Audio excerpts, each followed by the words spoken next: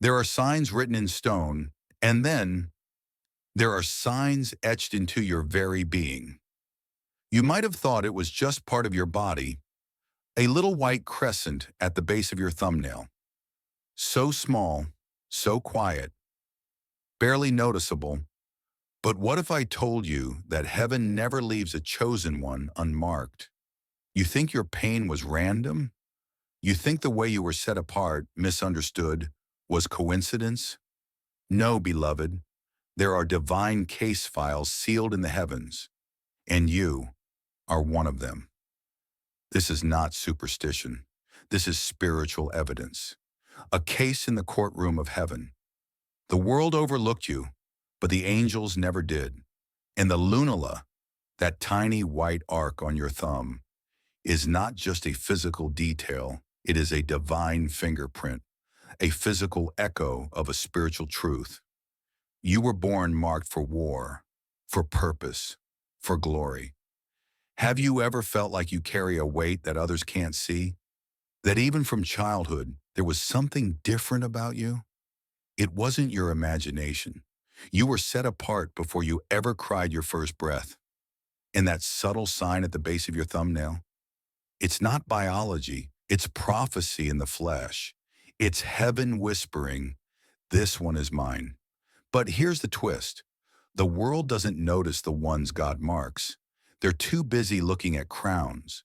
God, however, marks his chosen in secret, in pain, in process, in symbols only the spiritually awake can perceive. The lunula is not just part of your body, it is a heaven-ordained cipher, a spiritual signature written into your physical temple. It's a small white moon, and like the moon, it reflects light from a place higher than itself. It reflects who you were before you were even born. And if you've noticed this crescent moon on your thumbnail and something inside you stirred, let me tell you plainly, you are not watching this by accident. This is your divine interruption. Heaven has been waiting for you to wake up and see what's always been there. Let's be clear, not everyone carries this mark. Some were born to blend in, others born to break through. You were born with assignment energy, with a spiritual voltage that shakes rooms even when you're silent. You weren't made for shallow waters. You were designed for war zones. You're not soft, you're sacred. And this lunala is a silent trumpet of your origin. It's a whisper from eternity saying, before they rejected you, I accepted you. Before they wounded you, I chose you. Think of Joseph, betrayed, imprisoned, but destined to govern. Think of David, overlooked, exiled, but crowned by heaven. Think of Esther, orphaned, hidden but born for such a time. They were not marked by the world's standards. They were marked by something higher. And that's you, isn't it? You've walked rooms and felt invisible. You've carried truths no one else could bear. You've survived storms that left no visible scars. But your soul remembers. And now your body's catching up. That white crescent? It's testifying. Let me be clear. God is not raising up celebrities. He's raising up witnesses. And your life is the evidence. That lunala is not decoration. It is a declaration. You were never ordinary. Even if they never saw you coming, heaven did. Even if they called you too sensitive, heaven called you a warrior. Even if they laughed at your pain, heaven collected every tear like courtroom evidence. That mark on your thumb is not just proof of your humanity. It is proof of your destiny. Some people get tattoos to remember who they are. You were born with one from heaven. So now the question becomes, what will you do with the knowing? Will you ignore it? Will you call it coincidence? Or will you finally look in the mirror and say, God, I see you now. I feel you calling. Use this body. Use this soul. I'm done hiding. This isn't self-help. This is soul evidence. And in the next part of this prophetic encounter, we will dive into the moment you were chosen, not by accident, not by vote, but by divine decree. Because the moment heaven chose you, it also marked you. And the lunula is just the beginning. You are not overlooked. You are over-prepared. Before your first tear, before your first breath, before the pain ever pierced your story, you were already chosen. Not chosen by accident, not chosen by default, chosen by design. When the Father shaped you in the eternal realm, you were more than DNA. You were more than flesh. You were purpose wrapped in skin. And heaven recorded your name in a place where moth and rust cannot touch it.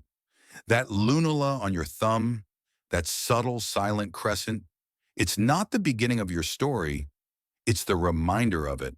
Because before earth called you by your last name, heaven called you by your destiny. In the chambers of heaven, before time began, there was a moment when your spirit was summoned before the throne, not to be questioned, but to be assigned. A scroll was written, and on that scroll was your calling. Not everyone has one. Not everyone carries one. But those who do, they feel it, even when they can't explain it.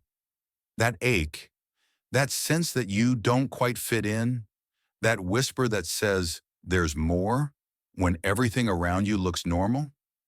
That's what happens when your soul remembers what your mind forgot. Jeremiah tried to escape it. Joseph didn't understand it. David was overlooked despite it. Esther hid it. Moses feared it.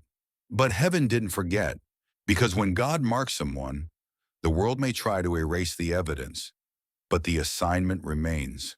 And the lunula, that mark on your thumb, is a whisper from that eternal moment. The mark of the set apart, the known before, the formed with fire. Do you know what set apart really means? It means you weren't created to blend in. You were born to stand alone until the right moment. It means heaven covered you when the world tried to bury you. It means even in your rebellion, grace never let you go. Because the chosen are not perfect. They are appointed. You don't need to be understood to be validated. You don't need to be liked to be anointed. And that quiet white arc on your thumb is not for others to see. It's for your soul to remember. Before I formed you, I knew you. This means you were not formed out of reaction. You were formed out of revelation. God didn't wait until you succeeded to assign you. He didn't need approval ratings or background checks. He said, "This one is mine, and I will plant my fire in them. Even if they run, I'll chase. Even if they fall, I'll restore. Even if they forget, I'll remind them through signs." And one of those signs is on your body right now. Think back. Were there moments in your youth where you just knew things others didn't? Did you ever cry over something no one else seemed to notice? Did you ever sense a pain coming before it arrived? That wasn't anxiety. That wasn't oddness. That was spiritual awareness. Because when you're marked, your perception is heightened. Your conscience is louder. Your heart is heavier. And your calling is older than your physical age. Your body may say 30. Your soul might carry thousands of years of fire from battles fought in the heavens before you were born. This is why you felt alone. Because when you're chosen, loneliness isn't punishment. It's preservation. God will isolate what he intends to elevate. He will hide what he plans to highlight. He will silence the crowd so you learn to hear his voice. And when the chosen forget, when they doubt, when they grow weary, he leaves a sign, something as simple as a crescent of white, shaped like the moon, hidden in plain sight on the thumb, the finger of will, direction, identity. It's not random. It's a physical signature of a spiritual reality. You were not made by chance. You were set apart in eternity. Let me ask you something. Have you ever wept and didn't know why? Felt heavy for no reason? Awoke from sleep with a name on your tongue, a burden in your chest? That's what happens when you're marked before birth. Your spirit holds memories your brain cannot explain. And every now and then, in moments of quiet, a sign reappears. You look down and see it. That lunula, that seal, that crescent, that reminder. And something in your heart whispers, I remember. I was made for more. You did not choose me, but I chose you and appointed you so that you might go and bear fruit. Fruit that will last. John 15:16. You were chosen, appointed, marked, sent. But not everyone will see it. Not everyone will understand it. Because the seal was placed under your skin, not on your forehead. But it's there. The lunula, a holy imprint of identity, an echo of that eternal moment when heaven wrote your name and said, send this one into the earth. They carry my fire. They carry my frequency. They carry my name. And that, my friend, is why hell has been after you since you were a child. Because the enemy saw the mark too. He saw the assignment. He saw the seal. And he gathered his forces. Because when someone is marked by God, hell holds a meeting. In part 3, we enter that secret chamber. We uncover the council of darkness, the forces that planned your downfall before you even rose. But what they didn't expect was that your scars would become weapons, and that little lunula, it would shine like a white-hot courtroom testimony, that the bloodline of heaven runs through your hands.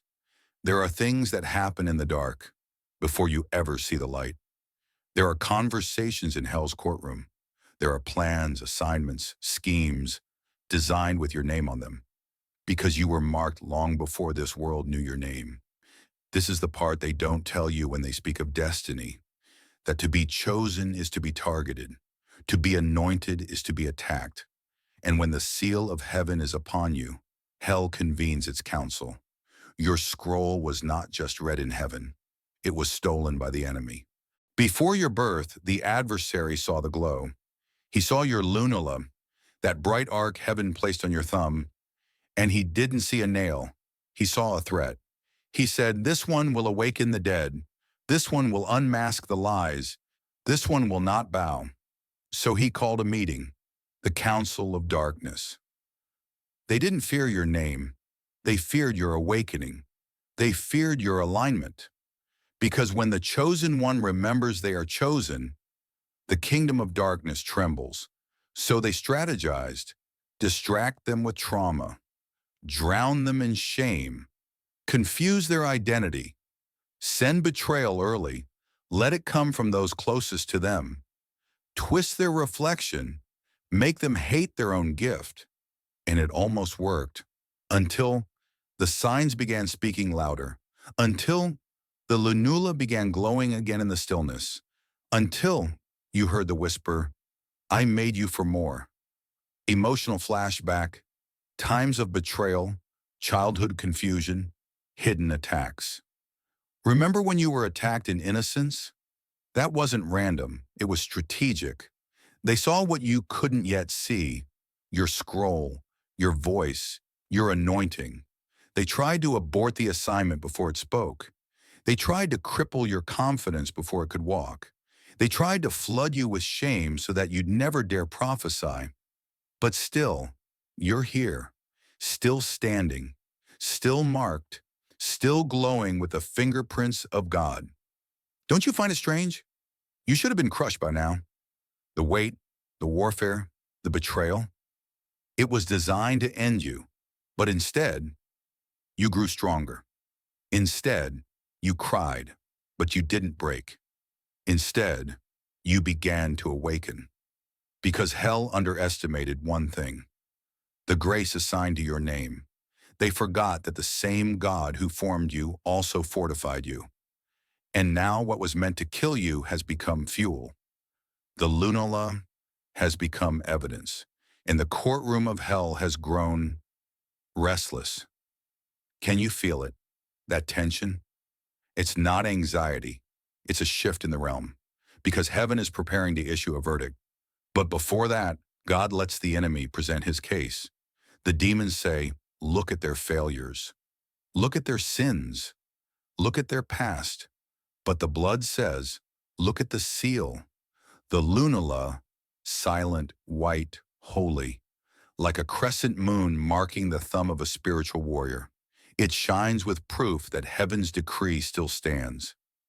Maybe you felt like you're under siege, that every day is a silent war no one sees. You're not imagining it. You've been under spiritual surveillance. The enemy has watched your every tear, hoping one will be the last.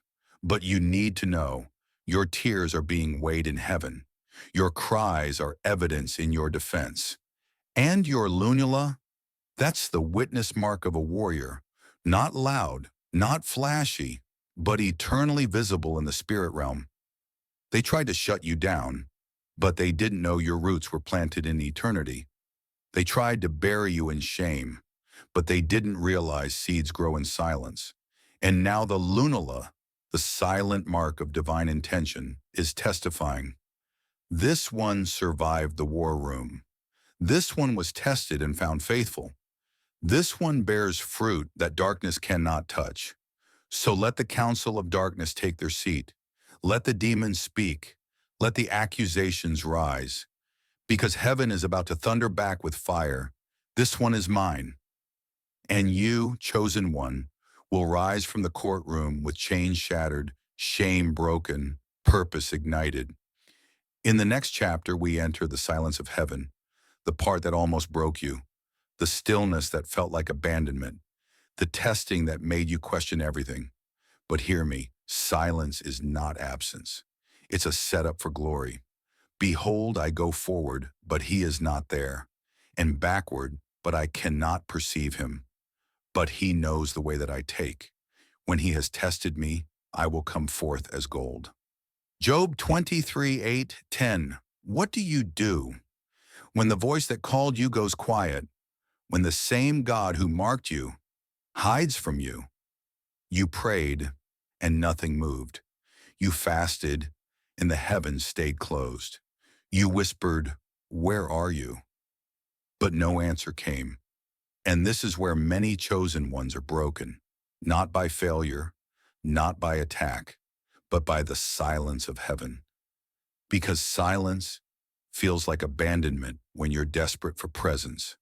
There is a place between the calling and the crowning, a brutal, quiet place, a place where every promise feels like a lie, and every memory of your anointing feels like madness. That place has a name. It's called the silence. And if you're walking through it, you're not cursed. You're being refined. Because the chosen are not built in applause. They're forged in silence. Job cried out and God said nothing. For 37 chapters, David ran from cave to cave, anointed but hunted, singing psalms that no one answered. Joseph dreamt of thrones but woke in dungeons. And you thought the silence meant God changed his mind. He didn't change his mind. He's watching the refining fire. He's watching the refining fire. Because silence is where the soul is sifted, where the motives are revealed, where the flesh dies and the spirit survives. Do you know what it feels like to pray and get no reply? To lay on the floor, tears soaking the ground and still no breakthrough? To scream into your pillow asking God, "Why did you choose me if you were going to leave me?" You're not crazy. You're not weak. You're not abandoned. You're being proven. Because when God is silent, the enemy screams. And when God hides, hell taunts. But make no mistake, heaven is still watching. The silence is not punishment. It's preparation. God hides himself, not because he's gone, but because he's testing what's been planted. Will you worship when no one is watching? Will you still obey when there's no applause? Will you still believe when there's no confirmation? Because faith isn't proven in fire, it's proven in silence. And the lunula, that white arc on your thumb, even in the silence, it still glows. A seal, a reminder. That even when you can't hear him, you still belong to him. Sometimes God doesn't speak because the verdict has already been issued. Your name is already sealed in fire, and silence isn't the absence of God's hand. It's the weight of his glory resting in wait, like a judge holding his ruling until the final evidence is laid bare, like a king hiding until the exact second to unveil his justice. Beloved, don't curse the silence. Don't despise the hidden years. Don't assume delay means denial, because in the silence, God is not speaking. He's watching. He's measuring your heart. He's letting the demons think they've won. He's letting the council of darkness prepare their final blow. And then he moves, suddenly, with fire, with justice, with thunder. And he says, "Now watch what I do with my chosen one." If you are in the silence now, don't give up. Don't surrender to despair. Don't sell your calling for comfort. Don't confuse silence with absence. Because when gold is tested, it's silent in the fire, but its value is increasing. You are not forgotten.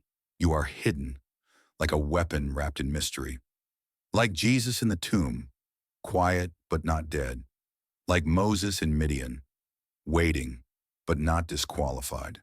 Like you, standing still while heaven watches with eyes of fire. And through all the silence, through all the doubt, through all the years that seemed to waste away, your mark remained. The lunula never left. Why? Because even in the silence, your identity never changed. The chosen are not chosen by sound.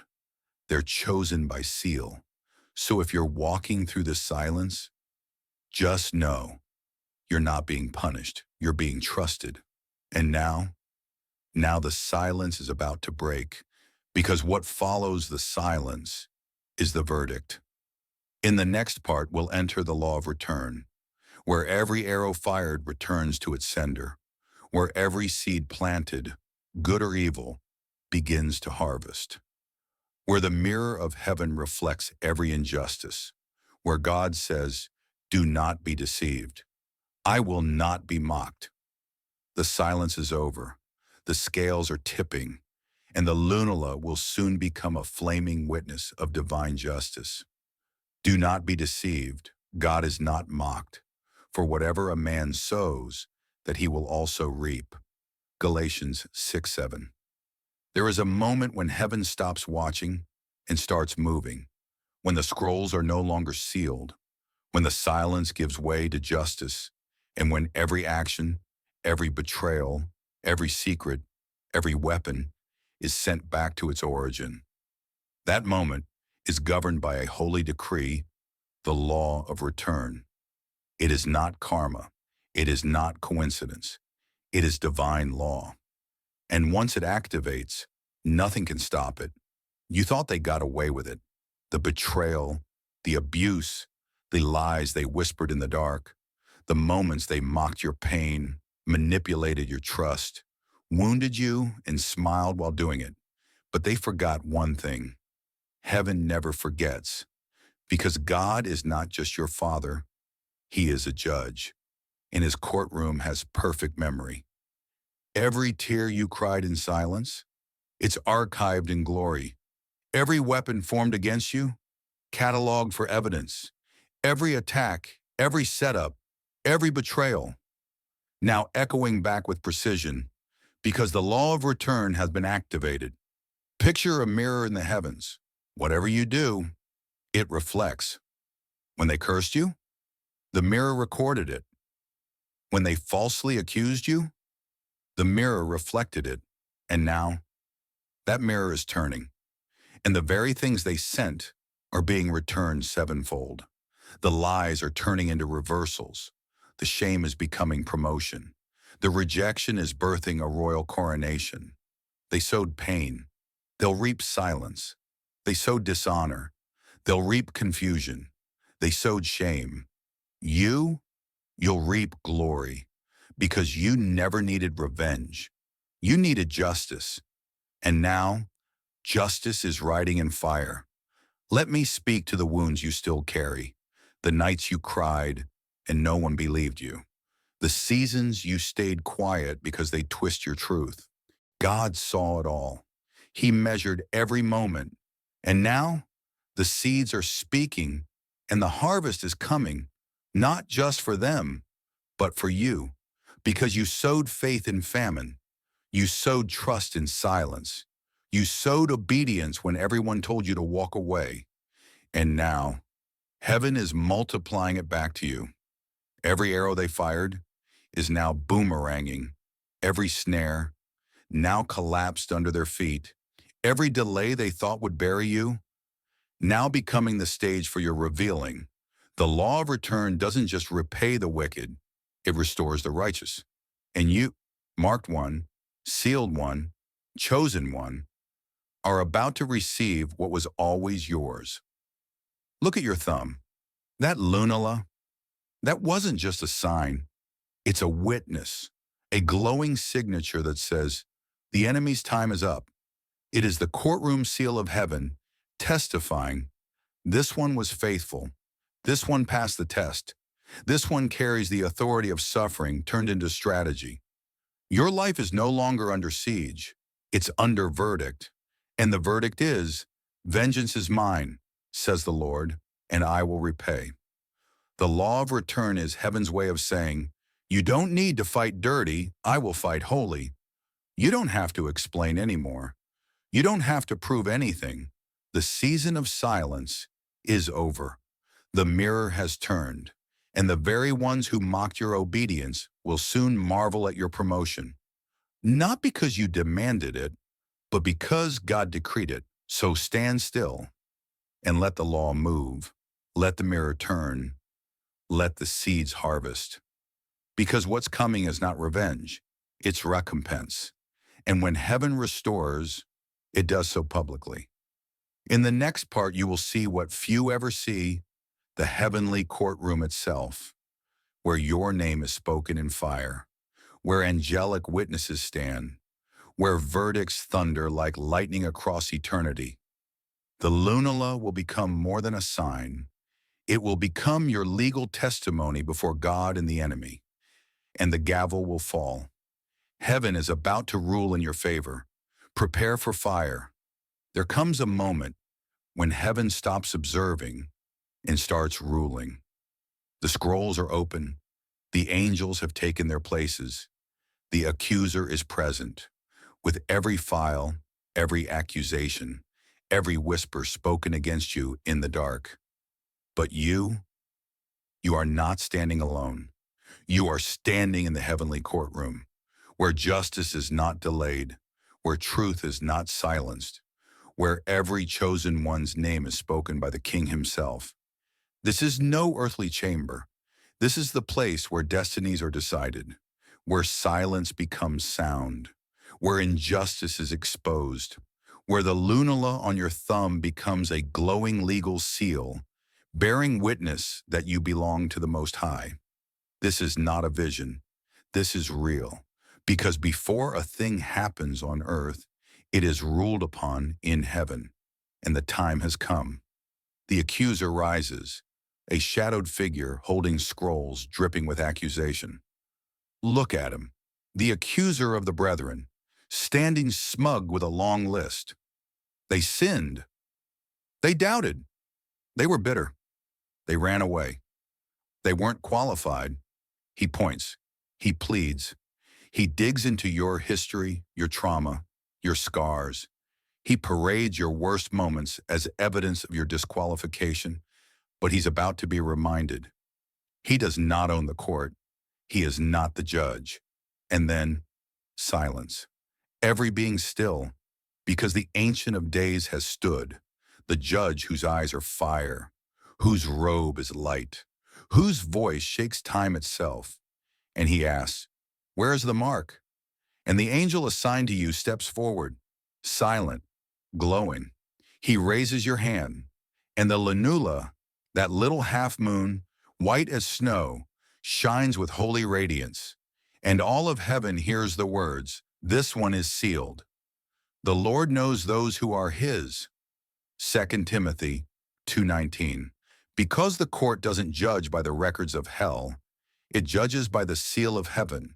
And you, yes, you carry that seal. It may have looked like just a piece of your body, but in heaven, it's the barcode of the redeemed. It's the fingerprint of fire. It's the identifier of the elect. The verdict begins. The angels speak what has been written about you since before time began.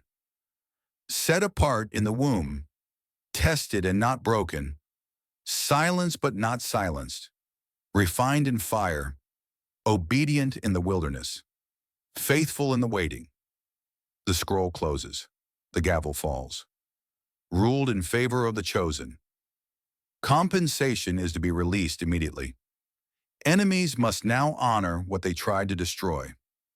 Restoration is commanded in full. And you leave that courtroom not as a victim, but as a vindicated vessel of fire. Your scars now shimmer with purpose. Your tears now gleam like jewels. Your silence now roars like thunder. Because when heaven rules in your favor, no man, no demon, no memory can overrule it. You were never fighting alone. You were standing as part of a greater case, one written before the foundations of the earth. And the lunula, it wasn't just biology. It was a heaven-sanctioned mark, proving that even in the courtroom of fire, you belong to the judge. And now with the verdict delivered, the restoration begins. What was done in secret is about to be reversed in public. The enemies who mocked you will be forced to watch you rise. The silence you endured will now become a platform of glory. Because when God restores, He prepares a table in the presence of your enemies, and He's about to seat you at it. You prepare a table before me in the presence of my enemies. You anoint my head with oil. My cup overflows. Psalm 23, verse 5. The verdict has been given. The courtroom is silent, but heaven is not done. Because in the kingdom of God, justice is not private, it's public. When the judge rules in favor of the chosen, he doesn't just release restoration, he displays it. Because those who were broken in secret are about to be crowned in public. This is your moment, not a performance, not revenge, but divine reversal. Because heaven doesn't just vindicate you, it elevates you, not to boast, but to testify, not to mock your enemies, but to reveal your God. You were mocked, and now you're honored. You were disqualified, and now you're anointed. You were rejected, and now you're seated. This is not restoration by human hands. This is God's doing. And it is marvelous in the eyes of the Spirit. He anoints your head with oil, not just for healing, but for rain, because what the enemy destroyed in you privately, God is rebuilding publicly. He is restoring your name. He is lifting your face. He is calling forth witnesses, those who saw you suffer, to now see you soar. You weren't supposed to survive. You weren't supposed to make it. They watched you drown, and some hoped you'd never come back. But here you are, alive, not just breathing, but walking in power, not just standing, but standing taller, not bitter, not broken, restored. David was chased like a criminal, then crowned in Hebron. Joseph was imprisoned and forgotten, then called to the throne. Esther was hidden for years, and then seated in royal authority. And you are next, because the same God who walked them through the fire has walked you through it too. And now it's time for public honor, time for open doors, time for tables in the presence of those who never believed in you. That mark on your thumb, it has now become a seal of restoration. The enemy tried to make you forget who you were, but God used the lunula as a reminder that you were always chosen, that you were always His, and now the world will see what heaven always knew. This restoration isn't just for show, it's for purpose, because the crown on your head is not just honor, it's responsibility. The restoration of your identity is not the end of the story. It's the beginning of your new assignment. In the next part, we step into the greater mission, the place beyond pain, the place beyond proving yourself, where your wounds become weapons, where your scars become scrolls, where your lunula, once a mystery, now becomes a symbol of your authority to set captives free. You've been restored. Now, you must be released. In part 8, we step into the greater mission, the place beyond pain, the place beyond proving yourself, where your wounds become weapons, where your scars become scrolls, where your lunula, once a mystery, now becomes a symbol of your authority to set captives free. You've been restored. Now, you must be released. In part 8, we step into the greater mission, the place beyond pain, the place beyond proving yourself, where your wounds become weapons, where your scars become scrolls, where your lunula, once a mystery, now becomes a symbol of your authority to set captives free. You've been restored. Now, you must be released. Heaven doesn't waste pain. Heaven repurposes it. The very wounds the enemy tried to shame you with are now doors for the imprisoned. The scars you tried to hide are now maps for the lost, because pain in the hands of God becomes prophetic authority. And authority isn't for applause, it's for impact. You are now a living key to doors others thought would never open, to hearts others left for dead, to chains others stopped trying to break. This is what you were born for, not just to be restored, but to restore others, not just to be healed, but to become a healing wind. The lunula that once marked your difference now activates your direction. It becomes like a compass, drawing you to the exact people heaven has assigned to your mission. Some are waiting, bleeding in silence, drowning in false identity, starving for the truth that you now carry, and they won't find it in a sermon, they'll find it in you. The greater mission isn't about platforms, it's about presence. It's not about being seen, it's about being sent. You have been through what you've been through, so you can see others through it too. Because heaven doesn't raise monuments, heaven raises messengers. And the lunula, it's your messenger's mark. They are waiting for someone who understands their silence, someone who has wrestled in the night, someone who knows what it's like to be chosen and crushed at the same time. Someone like you. Because only those who have walked through fire without losing their worship can be trusted to lead others out. So don't shrink now. Don't hide your story. Don't silence your scars. There are scrolls with your name on them, still sealed. There are captives who will only respond to your voice. There are chains that will only break at your command. There are rooms you haven't entered yet, because heaven was still preparing the weight you now carry. You are not a survivor. You are a deliverer. You are not a victim of darkness. You are an ambassador of light. You are not just chosen. You are commissioned. This greater mission is not a suggestion. It is a summons. Heaven is waiting. And now, so are the nations. In the next part, the chosen one will speak for themselves, not as a prophet on a platform, but as a voice from the wilderness, speaking directly to you, through tears, through fire, through joy. They will say, you can make it. I did. And the lunula that once marked my difference now confirms my mission. Let me talk to you now, not as a preacher, not as a prophet, but as someone who didn't think they'd survive. I didn't always know what the lunula meant. I didn't know it was a mark. I didn't know heaven had branded me. All I knew was this. I felt different. I felt heavy. I felt like I was carrying something invisible, and nobody else could see it, not even me. I didn't fit in. I tried to blend. I tried to ignore the whispers, but the calling wouldn't die, no matter how much I buried it. And when I looked down one day, that little white arc at the base of my thumb, the lunula, it shouted what my spirit already knew.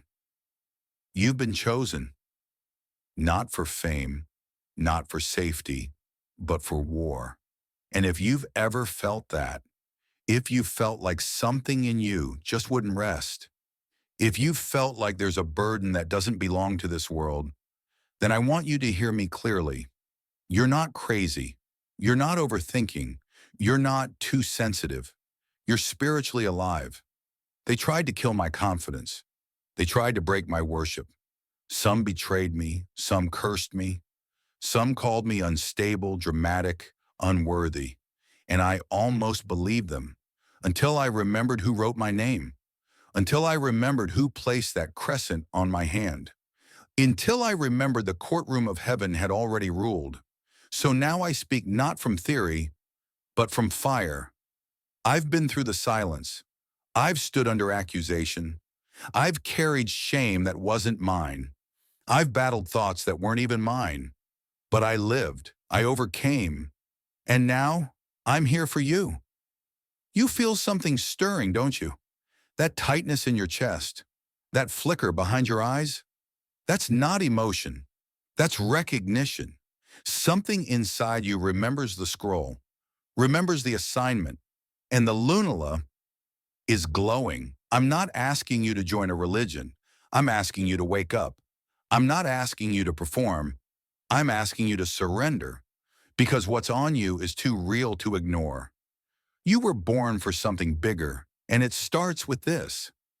Say yes, not to me, to him, to the one who wrote your name before time, to the one who placed that invisible fire in your spirit, to the one who waited patiently for this very moment. If you're feeling this, don't run. Don't numb it. Let the fire fall. Let the water break. Let the tears come. Because heaven is moving, and the courtroom is open, and the judge is calling your name. I don't want anything from you, except this. Don't stay asleep. Don't keep walking around, carrying weight with no name. You were never meant to carry this alone. The Lunala says it all. You've been chosen. Now it's time to be commissioned. Next part comes the final prophetic call. Not emotion, not hype, but eternity calling. Because you must now decide, will you return to hiding, or will you rise and answer the fire?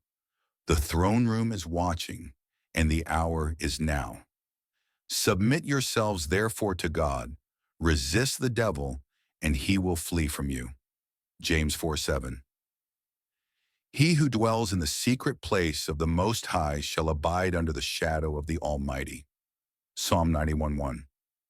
This is not a closing. This is a summons, because once you hear the call of heaven, you can never go back to sleep. Once you recognize the mark, once your spirit awakens to the lunula on your hand, pulsing with purpose, you have to choose. Will you obey? Will you surrender? Will you become what heaven wrote before time began? Or will you silence the voice again? This is not a moment for religion. This is not a motivational speech. This is a call to destiny, the call of the chosen, the burning of those who can no longer blend in, the aching cry of those whose scrolls have begun to open. You've heard the signs, you've seen the mirror turn. You've walked through fire, silence, and accusation. And now, heaven waits for your answer. Not tomorrow, not when it's more convenient. Now because while the world plays games, the spirit realm does not. This is war, and you are no longer allowed to fight it as a civilian. You are no longer allowed to carry oil and not pour it. You are no longer allowed to bear the mark and not fulfill the mission. You were born for fire. You were born for justice. You were born for intercession. You were born to shake rooms. You were born to carry God's thunder in your mouth. But that sound cannot come through pride. It cannot come through fear. It only comes through surrender. So I ask you now, will you bow? Not to man, not to religion, but to the King of glory. Will you say, God, I don't understand everything, but I say yes? Will you lay your reputation down? Will you lay your excuses down? Will you submit yourself to God and resist the enemy with fire? Because when you say yes, truly yes, from the bottom of your soul, hell has to flee. You are not weak. You are not late. You are not disqualified. You are not forgotten. You are called. You are marked. You are armed with grace. And this lunula on your hand, it's not just a sign, it's a summons to the front lines. Heaven is not asking for perfection. Heaven is asking for obedience, for availability, for surrender. So say it now, wherever you are. Say it with trembling. Say it with tears. Say it in defiance of every lie that ever tried to drown you. Here I am, Lord. Send me. Let the chains break. Let the doubt die. Let the slumber lift. Let the warrior rise. And if you feel the fire even now, in your hands, in your chest, in your soul, then lift your hand, look at that lunula, and declare, this is my seal. This is my confirmation. This is my moment. I am chosen. I am seen. I am sent. And I will not turn back. If this message gripped your soul, if it stirred something deeper than emotion, then leave a comment below right now that says, I am marked. I say yes. Let heaven read it. Let hell see it. Let others be awakened by your obedience. Like, share this with someone you know is chosen.